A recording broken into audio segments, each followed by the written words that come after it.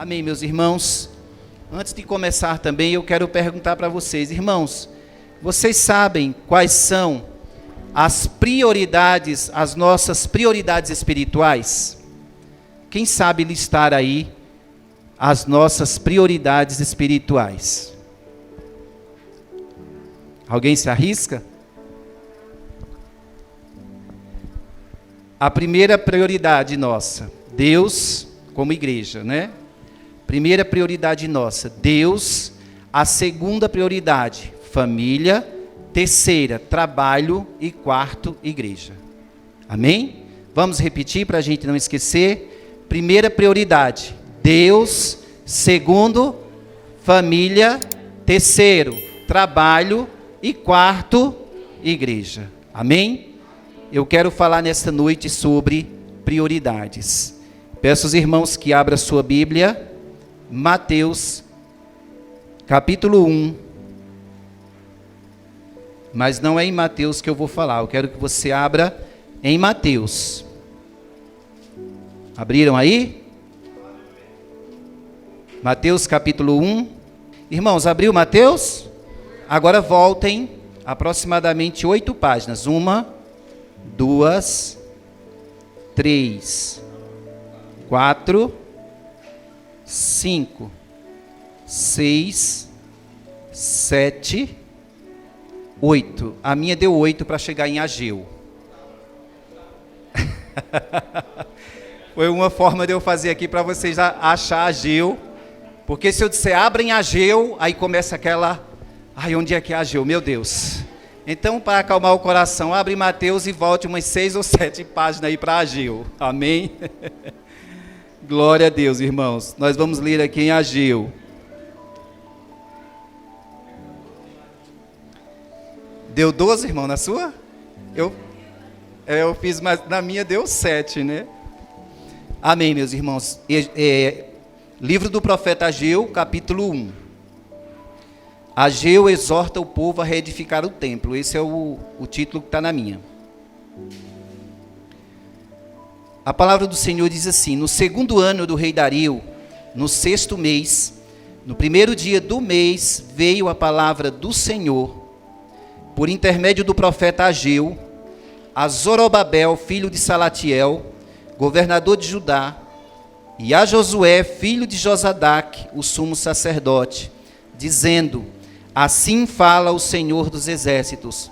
Este povo diz: não veio ainda o tempo em que a casa do Senhor deve ser edificada.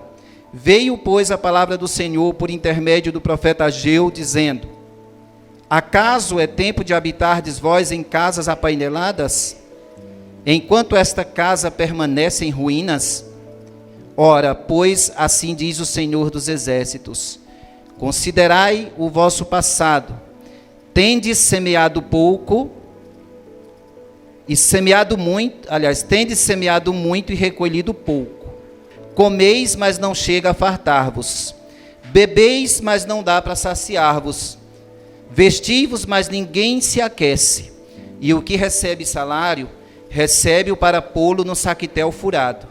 Assim diz o Senhor dos exércitos: considerai o vosso passado. Subi ao monte, trazei madeira e edificai a casa. Dela me agradarei e serei glorificado, diz o Senhor. Esperastes o muito, e eis que veio o pouco. E esse pouco, quando trouxeste para casa, eu, com um assopro, o dissipei. Por quê? Diz o Senhor dos exércitos: por causa da minha casa, que permanece em ruínas. Ao passo que cada um de vós corre por causa da sua própria casa. Por isso os céus sobre vós retêm o orvalho, e a terra os seus frutos. Fiz vir a seca sobre a terra e sobre os montes, sobre o cereal, sobre o vinho, sobre o azeite e sobre o que a terra produz, como também sobre os homens, sobre os animais e sobre todo o trabalho das mãos. Amém. Até aqui, meus irmãos. O tema dessa mensagem é o que mais importa. É uma pergunta. O que mais importa? Meus irmãos, esse livro do profeta Ageu, ele, na verdade, foi escrito, foi uma profecia após o exílio que o povo tinha ido ali para a Síria, e Deus estava trazendo, né, o juízo sobre esse povo. Deus trouxe, na verdade, o juízo. Só que aqui em Ageu já é um contexto de quando esse povo voltou de lá. Então a cidade tinha sido destruída, as pessoas tinham sido levadas, pessoas tinham sido mortas, o povo já tinha perdido todo o vínculo espiritual, muitos tinham desanimado, havia apenas o remanescente que estava lá ainda, apesar de estarem presos, apesar de estarem em dificuldade, né, ali em terra estranha, aquele povo ainda servia a Deus. Sempre tem o remanescente, não é, irmãos? A igreja do Senhor sempre tem o remanescente, sempre tem aqueles que, independente da situação, eles permanecem. Então, esse contexto é o seguinte: o povo tinha voltado, começaram a reconstruir o templo e pararam. Simplesmente pararam. E aí o povo começou a cuidar dos seus negócios, começou a cuidar das suas casas, começou primeiramente a erguer, levantar as suas casas, né? E não era casas simples, eram casas, nós sabemos que o povo judeu é um povo que tem muitas riquezas, né? Eles estão embaixo de uma promessa que Deus deu, então o povo estava erguendo suas casas, e eram casas apaineladas, né? Casas bonitas, né? Forradas do melhor material que se encontrava na época, e eles tinham totalmente parado a obra, e já havia um tempo que essa obra não caminhava. E o que Deus fez? Deus levantou um profeta chamado Ageu. Ageu e Zacarias profetizaram no mesmo tempo, e ambos eles se levantaram para levar a palavra de Deus àquele povo. Eles se levantaram para exortar, para encorajar a igreja do Senhor a que eles se levantassem e que eles se reerguessem espiritualmente. Meus amados, hoje não é diferente. Essa mensagem parece que tem a ver, parece não, ela tem tudo a ver conosco. Ela tem tudo a ver com a minha história, com a tua história. Porque Deus, Ele sempre vai levantar líderes, Deus sempre vai levantar pessoas para encorajar o seu povo, para trazer o seu povo de volta ao propósito, porque Deus tem um propósito para cada um de nós. Nós não viemos ao mundo por acaso. Talvez a sua história tenha sido uma história obscura, uma história de dificuldade, uma história de vícios, uma história de derrotas. Mas quando Deus te salva, quando o Senhor te chama, Deus está levantando alguém com um propósito. Não é para você ficar gemendo e olhando só para o passado. Observe que aqui o profeta Ageu, ele vai falar para que as pessoas considerem o seu passado. Olhe para o passado. Como é que nós devemos olhar para o passado? Nós devemos olhar para o passado, meus irmãos, como um espelho retrovisor. Nós temos que focar na frente. Quando você está dirigindo, o que está na frente é o que importa. Eu lembro que quando eu estava tirando a carta, eu tinha muito medo, né? E a instrutora, Deus colocou uma mulher ali cristã, a Márcia, muito tranquila. Ela falava: Henrique, olha para frente. Henrique, olha para frente. Não se apavora com o que está atrás, né? E quando vinha chegando os caminhões e ônibus, esses carros grandes, eu ficava meio, né, assustado. Ela falava: olha para frente. O retrovisor é só para você ter uma noção do que está atrás. Assim é a nossa vida, meus irmãos. Nós precisamos olhar e considerar o nosso passado. Então o profeta, ele estava trazendo isso, estava trazendo de volta esse encorajamento. O povo dizia: ainda não é tempo de construir a casa de Deus. Mas eles estavam construindo suas casas, eles estavam construindo seus palácios. E como eu falei, não era mais tendas, não era mais aquelas tendas do tempo do Sucote, quando eles habitaram em cabanas. Pelo contrário, eram casas bonitas, casas forradas de ouro, do material mais fino que havia lá.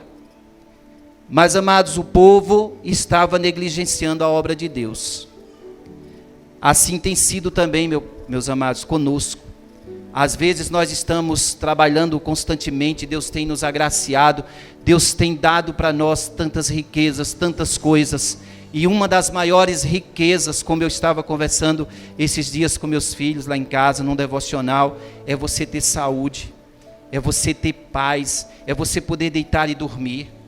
Nós vemos hoje tantas pessoas que estão angustiadas, passando por crises de ansiedade, passando por dificuldades terríveis que não conseguem dormir, tomam medicamentos para dormir e ainda assim o sono não vem. Mas a palavra de Deus fala que os servos de Deus, eles dormem como crianças. E aos seus amados o Senhor dá enquanto dorme. Enquanto eu e você descansa, enquanto nós descansamos. Então, amados, o que essa palavra que o Senhor tem para nós hoje aqui, o que é que Ele tem, o que é que Ele quer dizer para mim e para você como igreja? O Senhor já sinalizou domingo. O pastor Davi pregava aqui domingo e ele falando a respeito dessa questão de pessoas viciadas em trabalho. Pessoas que ainda estão ali, teve um encontro com Jesus e está dizendo, ainda não é tempo. Ainda não é tempo, qualquer dia eu me firmo, qualquer dia eu vou melhorar, qualquer dia eu vou trabalhar na obra, qualquer dia. E quando vai chegar esse dia, meus amados? O mundo está preparado aí, o cenário já está pronto para a vinda do anticristo. Nós não temos que esperar muito, como eu falei na oração inicial. Talvez nós sejamos a geração do Apocalipse, talvez nós vamos viver as piores coisas aqui na terra se o Senhor não nos levar antes. Contudo, nós somos cabeça, nós estamos à frente. Nós somos cabeça no sentido que nós estamos com Cristo. Não é aquela questão de dizer, olha, eu sou cabeça, não sou cauda, citar as Escrituras para falar de prosperidade, para falar de riquezas. Eu estou falando de uma prosperidade espiritual. O Senhor está falando conosco de uma prosperidade espiritual, de uma entrega que o povo dele precisa ter. Abrir o nosso coração, por isso que o Espírito Santo me incomodava enquanto a equipe de louvor estava aqui cantando. Ora primeiro, pede ao Senhor para que nós possamos nos render a Ele, para que Ele venha quebrar todas as amarras, tudo que está prendendo o nosso coração e este ambiente. Porque, amados, quando nós chegamos aqui nesse lugar, o Espírito do Senhor estava já nos esperando. O ambiente já estava preparado, mas a gente chega pensando em coisas. Você chega neste lugar ainda com ressentimento de coisas que aconteceram no passado, coisas que você viveu na igreja. Ontem mesmo eu conversei com uma jovem que falava, pastor, eu estou desanimado. Eu falei, quantas vezes eu vou te dizer qual é o antídoto para o desânimo? Quantas vezes eu vou ter que te falar isso? Você precisa se reerguer. Você precisa caminhar com suas próprias pernas. Porque se você não caminhar, eu não posso fazer nada. Não há como nós pastores chamar você uma vez, duas vezes, vai, vem, tem ânimo meu irmão, tem ânimo minha irmã, faz visita, volta a fazer visita, volta a aconselhar. E a pessoa falava, é porque eu acho que eu olho para as coisas. Nós já falamos isso, você que é crente sabe disso. O encontro com Jesus, Ele não nos dá mais o direito de nós ficar olhando para picuinhas, olhando para pessoas, olhando para situações dentro da igreja. Se você sair dessa igreja porque tem um problema, você vai encontrar 3 lá na frente. Aonde você for, aonde você lida com pessoas, você vai encontrar dificuldades. E eu te digo mais, dificuldades é para nos fazer crescer, é para nos fazer avançar. As dificuldades, amados, para que um crente passa, é para que ele seja, cada dia, ele tenha real noção de quem ele é em Jesus. Eu ouvi um pastor falando certa vez, eu não lembro quem foi, e ele falava assim, eu não tenho dó de crente. Eu achei isso interessante. Eu não tenho dó de crente. Quando o crente está sofrendo, eu só oro e peço a Deus que cumpra o propósito dele na vida daquela pessoa. Para que ele seja quebrantado, para que ela seja quebrantada e para que a velha natureza venha cair por terra e para que o novo homem venha aflorar. E às vezes a gente fica, né, ao invés de orar pelo outro, a gente fica com dó. Eu estou com tanta dó de fulano, ore, porque aquele processo ali vai te fazer crescer. É como o dolorido processo, né, da pérola, né, antes dela se tornar pérola, a ostra, né, que produz, ela passa por um processo bem dolorido. É como o mesmo processo do ouro, que antes de ter esse brilho que tem, na verdade passou por um processo, por um afunilamento, por um aquecimento que levou a chegar aonde chegou, a ter o brilho que tem. E aí aqui, amados, voltando para esse texto, o profeta estava dando o recado do Senhor para Zorobabel, que foi ele que trouxe o povo do cativeiro. O texto para Rivânia e Fernando, né? Rivânia e? Adilson. Sejam bem-vindos. Gente, essa aqui é minha prima. E esse aqui também é o meu primo, né? Ela falou que vinha fazer uma visita. Ela mora ali em Piraporim e vieram hoje, né? Glória a Deus. Sejam bem-vindos. Vocês que chegaram agora, nós estamos lendo o profeta Ageu, né? O livro do profeta Ageu, capítulo 1, tá? A reconstrução do templo. E aqui, meus amados, nós vamos ver que Ageu levou essa palavra para os líderes. Ele levou primeiro para Zorobabel e para o sumo sacerdote Josué, filho de Josadaque. E aí eles vão falar aqui que o povo, que a cidade estava em ruínas, e ele vai dizer assim: olha, vocês estão dizendo que não é tempo, mas vocês estão construindo. Vocês estão se preocupando com coisas efêmeras, com coisas passageiras, com coisas que na verdade são menores. O que mais importa? Porque é que quando começou esse culto, eu perguntei para vocês o que mais importa. O que é mais importante para você? Às vezes nós temos nos distraído, irmãos. Nós temos nos distraído, a gente falta tanto na igreja. Eu fui no aniversário de fulano. Eu fui na festa porque minha sobrinha lá teve um bebê. Eu fui lá no chá de bebê. Ou então fui no chá de cozinha de fulana. E passa dia, sai dia e você nunca se firma. Você sempre tem uma desculpa. E assim sua vida vai se tornando vazia. A sua fé vai minando. E a sua fé vai definhando cada vez mais. E assim você nunca chega a ter aquele enchimento do Espírito, e fica sempre a mesma coisa durante uma vida inteira, vendo pessoas que entraram hoje na igreja, elas deslancham, elas vão embora, né? Embora no sentido de quê? De que a pessoa vai crescer espiritualmente. Mas por que é que eu não cresço? Não cresce porque não dá lugar. Para crescer dói. Crescer envolve coragem, envolve ousadia. Crescer envolve você subir ao monte, buscar a lenha e buscar a madeira para construir o templo, como ele fala aqui, né? Ele fala assim: olhe para o passado de vocês. O versículo 6, tende semeado muito e colhido pouco. Vocês comem, mas vocês nunca se fartam. Vocês bebem, mas não dá para saciar-vos. Vestivos, mas ninguém se aquece. O que recebe salário, recebe para pôr no saco furado. Deixa eu te falar uma coisa, irmãos. Nós precisamos entender disso. Os nossos poucos esforços com Cristo, eles são muitos. Nós trabalhamos, você se esforça, ali aqueles 20% de esforço que você empreendeu no trabalho, ele se torna 80% com Jesus.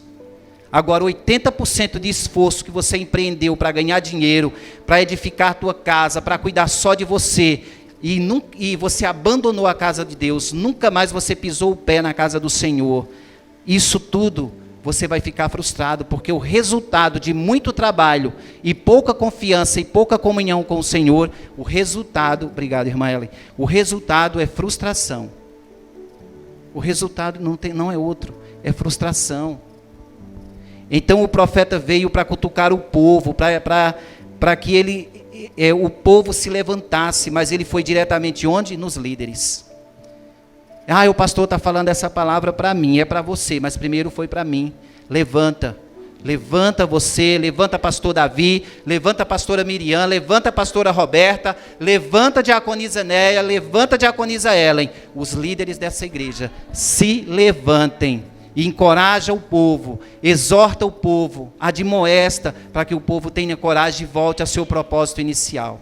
É isso que Deus tem para nós aqui nesta noite, meus amados. E aqui nós vamos ver uma questão, quando as pessoas, o que é que acontece o que aconteceu quando eles abandonaram a maior prioridade da sua vida. Versículo 3 e o 5 vai nos dar aqui a direção, do 3 ao 5. O Senhor enviou um profeta e ele falou: acaso é tempo de habitar em casas apaineladas enquanto a casa do Senhor está em ruínas? Ora, pois assim diz o Senhor dos Exércitos, considerai o vosso passado. Quando nós abandonamos, amados, o nosso propósito inicial, nós, na verdade, falhamos em considerar as nossas ações do passado. Nós falhamos em considerar como as nossas ações quanto elas foram ruins, e nós acabamos esmorecendo. Quando você falha no propósito inicial, o Senhor está mandando, olha para trás, quem eram vocês? Mas o povo não considerou. Deus às vezes te tira de um mar de lamas, da miséria, e quando você chega na abundância, você vira as costas para o Senhor. É isso que tem acontecido, irmãos. É isso que tem acontecido, e muitas pessoas estão buscando lugares, eu quero um lugar avivado, eu quero um lugar assim, eu quero um lugar assado. Só que eu vou te falar uma coisa, o verdadeiro avivamento é o que vem de dentro. A pessoa avivada é aquilo que a pastora Roberta sempre fala, nós temos que trazer a presença de Deus, e não chegar aqui e querer que Deus, invocar um Deus que você não vive lá na sua casa. Quando você vem aqui, você vem cultuar o Deus que você já anda com Ele todos os dias, constantemente, amém? A segunda coisa que nós vamos ver aqui, é quando nós abandonamos o nosso propósito, nós vamos trabalhar arduamente e nós não vamos ver nenhum resultado. Essa é a verdade. Abandona o teu propósito e você vai se frustrar. O versículo 6 que eu acabei de ler, ele fala, vocês semearam muito, mas colheram pouco, vocês comem, mas nunca se farta. Irmãos, a história conta que Herodes, o rei Herodes, ele era um homem muito rico, mas ele comia e nunca se saciava. Ele tinha uma fome extrema, comia, nunca se saciava. E ele era uma pessoa totalmente ímpia. Ele matou João Batista, ele perseguiu os profetas do Senhor, achava que era feliz, mas acabou sendo a pessoa mais infeliz dessa terra. E quando ele morreu, a história conta que os seus órgãos já estavam apodrecendo, ele já estava apodrecendo em vida. As suas partes íntimas já estavam comidas pelos vermes. E quando ele fez aquela prática que diz aqui na Bíblia, que as pessoas começaram a dizer voz de Deus e não de homem, que ele expirou e caiu comido de bichos, é uma realidade do que já estava acontecendo com ele. Tome cuidado, porque muitas vezes nós estamos vivos, só a pessoa, só a carcaça, mas estamos mortos espiritualmente. O Senhor requer do seu povo uma vivacidade verdadeira, uma intimidade, uma comunhão verdadeira. Reconstrução do templo. Por que é que o Senhor queria tanto que o povo reconstruísse o templo? Porque reconstruir o templo significa comunhão comigo. Deus está dizendo, eu quero comunhão com vocês. Reconstruir o templo quer dizer, eu quero a adoração de vocês. Reconstruir o templo significa, eu quero a comunhão de vocês com os outros irmãos. Mas nós temos visto pessoas saindo das igrejas e dizendo, eu sou igreja. Eu sou igreja. Eu sou igreja. Deixa eu te falar uma coisa. A Bíblia diz que nós somos templo do Espírito Santo. Mas você só é igreja quando você está junto com a igreja. Não, pastor, mas lá diz, eu sou templo do Espírito Santo. Mas você acha que pessoas que se rebelam, pessoas que saem da comunhão da igreja e saem por aí dizendo, eu sou igreja, ele está dizendo, eu me basto a mim mesmo. Você acha que ele é mais até templo do Espírito Santo? Claro que não. Aonde o Espírito Santo de Deus habita, há alegria de servir, há alegria de estar junto, há alegria de ouvir a palavra, há alegria de estar em comunhão. Não perca essa alegria, meu irmão. Não perca esse entusiasmo, minha irmã, de servir ao Senhor. Reconstrua os muros que estão caídos da sua vida. Reconstrua o seu íntimo, deixa o Espírito Santo fazer de novo. Deixa o Espírito Santo de Deus fazer de novo. E para encerrar, meus amados, eu quero que você abra. Deixa eu só concluir o que aconteceu aqui, depois nós vamos abrir lá em Lucas capítulo 10. Mas eu quero primeiro que você veja aqui, no decorrer desse texto, só para você entender o que aconteceu, aqui vai dizer no versículo 12, a gente leu até o 11, olha o que diz o versículo 12.